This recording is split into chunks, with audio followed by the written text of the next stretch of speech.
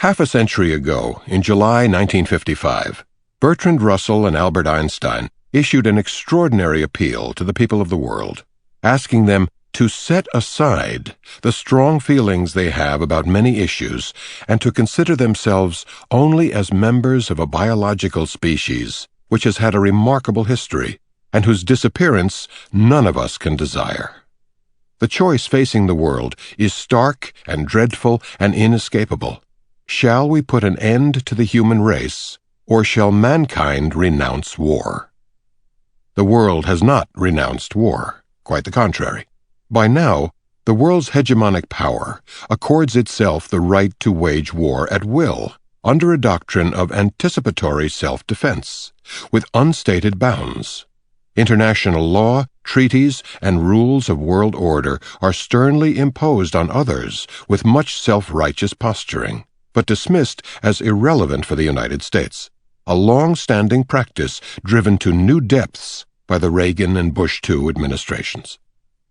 Among the most elementary of moral truisms is the principle of universality. We must apply to ourselves the same standards we do to others, if not more stringent ones. It is a remarkable comment on Western intellectual culture that this principle is so often ignored, and, if occasionally mentioned, condemned as outrageous. This is particularly shameful on the part of those who flaunt their Christian piety, and therefore have presumably at least heard of the definition of the hypocrite in the Gospels. Relying solely on elevated rhetoric, commentators urge us to appreciate the sincerity of the professions of moral clarity and idealism by the political leadership. To take just one of innumerable examples, the well-known scholar Philip Zelikow deduces the new centrality of moral principles in the Bush administration from the administration's rhetoric and a single fact, the proposal to increase development aid to a fraction of that provided by other rich countries relative to the size of their economies.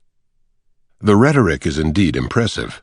"I carry this commitment in my soul," the president declared in March 2002 as he created the Millennium Challenge Corporation to boost funding to combat poverty in the developing world.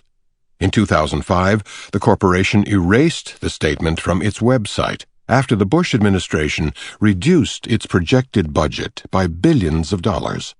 Its head resigned after failing to get the program moving.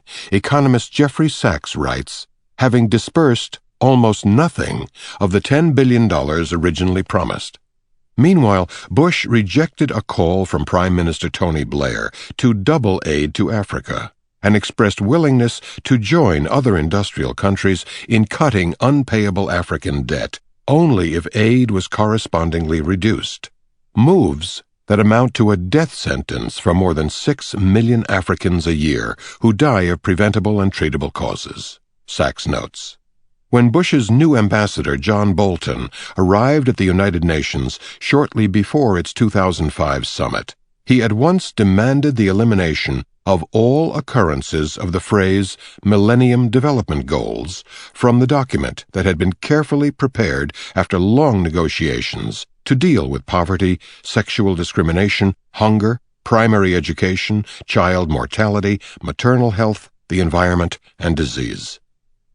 Rhetoric is always uplifting, and we are enjoined to admire the sincerity of those who produce it, even when they act in ways that recall Alexis de Tocqueville's observation that the United States was able to exterminate the Indian race without violating a single great principle of morality in the eyes of the world.